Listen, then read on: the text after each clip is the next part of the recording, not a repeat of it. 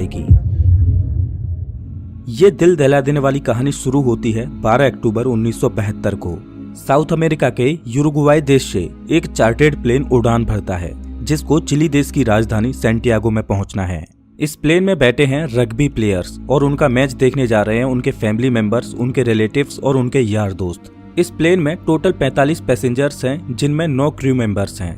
ये फ्लाइट 3 घंटों में अपनी डेस्टिनेशन पर पहुंच जाएगी, लेकिन रास्ते में इसको एंडीज की पर्वतमालाओं को पार करना होगा। लेकिन दुर्भाग्य से आगे चलकर मौसम खराब मिलता है। इस वजह से इस फ्लाइट को रास्ते में ही अर्जेंटीना के मेंडोजा शहर में लैंड कराया जाता है। ये फ्लाइट रात भर वहीं रुकती है और अगले दिन यानी 13 अक्टूबर को उड़ान भरने के लिए तैयार होती है।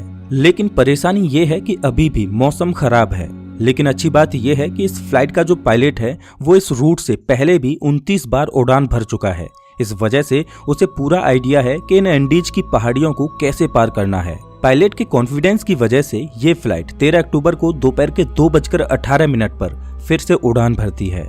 यहाँ से सैंटियागो पहुँचने में सिर्फ 1 घंटे का रास्ता बचा है और पायलट को पूरा भरोसा है कि 1 घंटे के बाद वो सही सलामत सैंटियागो में पहुँच जाएंगे। ये प्लेन करीब 18,000 फीट के एल्टीट्यूड पर उड़ रहा था और धीरे धीरे एंडीज की पहाड़ियों को पार करता जा रहा था। लेकिन आगे चलकर मौसम और खराब होता गया, जिस वजह से विजिबिलिटी और कम हो गई और पायलट को आगे कुछ भी दिखाई नहीं दे रहा था। अगर मौसम साफ होता तो पायलट आसपास की पहाड़ियों को देखकर आइडिया लगा लेता कि प्लेन कहाँ है। लेकिन इस समय तो पायलट केवल प्लेन के इंस्ट्रूमेंट्स पर ही निर्भर है। अब क्योंकि पायलट को पता था कि वो 1 घंटे में सैंटियागो पहुंच जाएंगे, इसीलिए वो अपनी लोकेशन का रफ आकलन करता रहा और 1 घंटे के बाद जब उसे लगा कि उसने एंडीज की पहाड़ियों को पार कर लिया है तो उसने सैंटियागो एयरपोर्ट पर एटीसी से प्लेन को लैंड कराने की अनुमति मांगी। एटीसी ने पूछा कि क्या आपने एंडीज की पहाड़ियों को पार कर लिया है? तो पायलट ने कहा कि हाँ, उन्होंने एंडीज की पहाड़ियों को पार कर लिया है। एटीसी भी पायलट द्वारा दी गई लोकेशन पर ही निर्भर थी, तो एटीसी ने प्लेन को लैंड कराने की परमिशन दे दी और पायलट से कहा कि आप प्लेन को 11,500 फीट के एल्टीट्यूड पर ले आओ। 3:21 पर पायलट प्लेन के एल्टीट्यूड को धीरे धीरे घटाने लगा। जैसे ही प्लेन नीचे आता है तो पायलट को दिखाई देता है कि अभी तो एंडीज की पहाड़ियां ही चल रही हैं और सामने एक बहुत बड़ी चट्टान है। जल्दी से पायलट प्लेन को फिर से ऊपर उठाने की कोशिश करते हैं, लेकिन अब बहुत देर हो चुकी थी। प्लेन को ऊपर उठाते उठाते प्लेन का पिछला हिस्सा पहाड़ी से टकरा जाता है और वो टूटकर अलग हो जाता है। प्लेन का पिछला हिस्सा खत्म होने की वजह से पीछे की जो सीटें थीं वो यात्रियों सहित हवा में उड़ जाती हैं और 3 पैसेंजर्स हवा में ही उड़कर खत्म हो जाते हैं। इस टकराव में प्लेन का राइट विंग भी टूट चुका था, जिस वजह से प्लेन डिसबैलेंस हो जाता है, जिस वजह से उसकी दूसरी विंग भी पहाड़ी से टकराती है और वो भी टूट जाती है।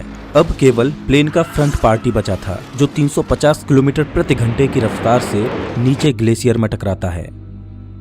प्लेन पूरी तरह से तहस नहस हो जाता है। प्लेन के पायलट तुरंत मारे जाते हैं। 45 में से 12 लोग इस घटना में मारे जा चुके हैं और 33 लोग अभी भी जिंदा हैं, लेकिन इनमें से ज्यादातर बहुत जख्मी हालत में हैं और उन्हें ये भी नहीं पता कि इस समय वो कहां पर हैं। ये क्रैश हुआ प्लेन जमीन से 3,570 मीटर की ऊंचाई पर एंडीज की किसी अनजान पहाड़ी पर बिखरा पड़ा है। क्या वो इस पहाड़ी से बचकर निकल पाएंगे या नहीं, ये कोई नहीं जानता। अभी तक जो हुआ वो तो महज एक छोटा सा ट्रेलर था। इस फ्लाइट की असली कहानी तो अब शुरू होगी। आप कल्पना भी नहीं कर सकते कि आगे चलकर इनके साथ क्या होने वाला है। ये वीरान एंडीज की पहाड़ियां अब इन पर कहर बनकर बरसने वाली हैं। इनकी आगे की स्टोरी जानकर आपके रूह तक कांप जाएगी। घायल हुए पैसेंजर्स में से एक पैसेंजर था नांदो पराडो, जिसके सिर में चोट आई थी, जिस वजह से वो कोमा में चला गया। परेशानी ये थी कि जल्द ही सूर्य ढलने वाला था और शाम होने वाली थी। इस वजह से रेस्क्यू टीम के पास उनको ढूंढने के लिए ज्यादा वक्त नहीं था और बाई चांस अंधेरा होने से पहले उनको नहीं बचाया गया तो इस बर्फीली पहाड़ी पर रात गुजारना नामुमकिन होगा, क्योंकि यहाँ का तापमान रात में -30 डिग्री सेल्सियस तक पहुँच जाता है। जल्द ही रेस्क्यू के लिए 4 जहाज रवाना किए गए। इन चारों जहाजों ने एंडीज की पहाड़ियों को खंगाल डाला, लेकिन इन्हें कहीं भी कुछ भी नहीं मिला, क्योंकि प्लेन ऐसी जगह पर क्रैश हुआ था जहां पर सफेद बर्फ और घना कोहरा था और प्लेन भी सफेद रंग का ही था। इस वजह से ऊपर से देखने पर रेस्क्यू टीम को क्रैश साइट का अंदाजा ही नहीं हो पा रहा था। देखते ही देखते रात हो गई और उस दिन रात भर के लिए रेस्क्यू ऑपरेशन को स्थगित कर दिया गया। बचे हुए पैसेंजर्स को उम्मीद थी कि वो कैसे भी करके सिर्फ आज की रात काट लें, कल तो उन्हें कोई न कोई बचा ही लेगा। और उन्होंने क्रैश पड़े प्लेन में शेल्टर बनाया और रात गुजारी। ये रात इनके लिए बहुत भयानक थी, क्योंकि आज की रात इन्हें -30 डिग्री सेल्सियस में गुजारनी है। लेकिन इनके पास एक उम्मीद है कि कल इन्हें कोई न कोई ढूंढ लेगा और बचा लेगा। इस उम्मीद में ये इस रात को कैसे भी करके काट लेते हैं। लेकिन 5 लोग इस रात को नहीं झेल पाते और अब जिंदा बचे हुए लोगों की संख्या 33 से घटकर 28 रह जाती है। अगले दिन की सुबह 14 अक्टूबर को सर्च ऑपरेशन फिर से चालू किया जाता है और 11 जहाज इन्हें ढूंढने के लिए उड़ान भरते हैं। लेकिन परेशानी वही थी कि क्रैश हुआ प्लेन सफेद रंग की वजह से बर्फीली पहाड़ियों में नजर ही नहीं आ रहा था। बचाव दल के जहाज सर्वाइवर्स के ऊपर से उड़कर जा रहे थे, लेकिन उन्हें वो नीचे नजर ही नहीं आ रहे थे।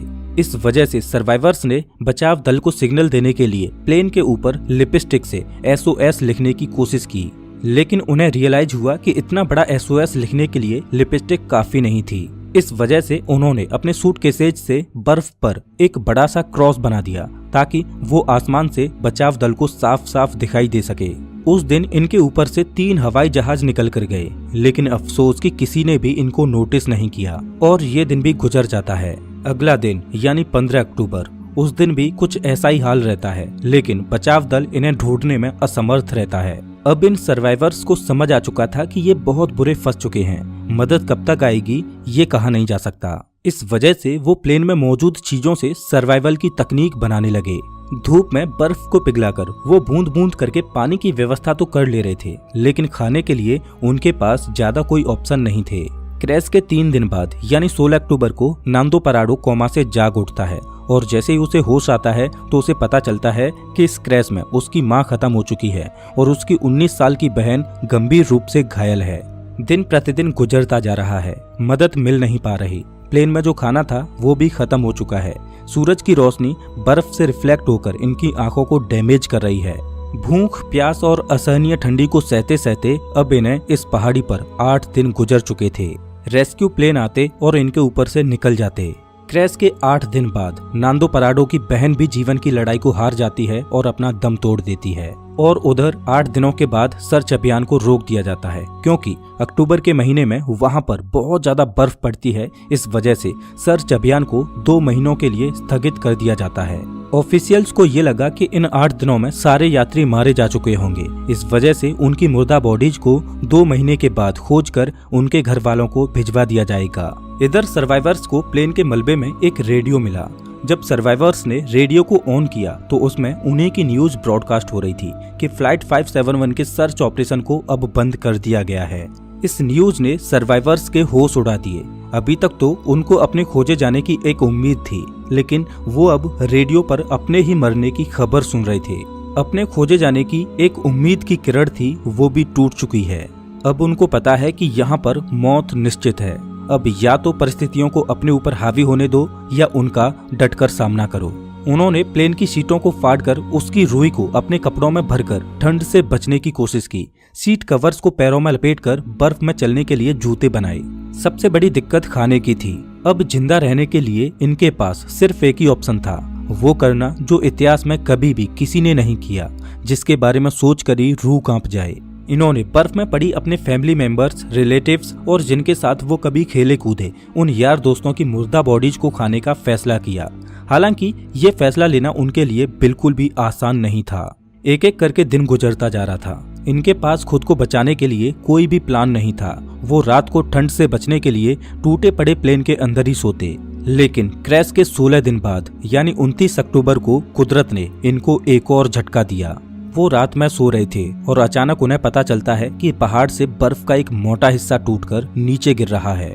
ये एवलांच इतनी जोर से आया कि भारी मात्रा में मौजूद बर्फ ने उनके टूटे प्लेन को अपनी चपेट में ले लिया। उनका प्लेन बर्फ के नीचे दब चुका था और प्लेन के अंदर भी बर्फ घुस चुकी थी, जिस वजह से उनके लिए ऑक्सीजन की कमी हो गई और दम घुटने की वजह से 8 और लोग अपनी दम तोड़ देते हैं।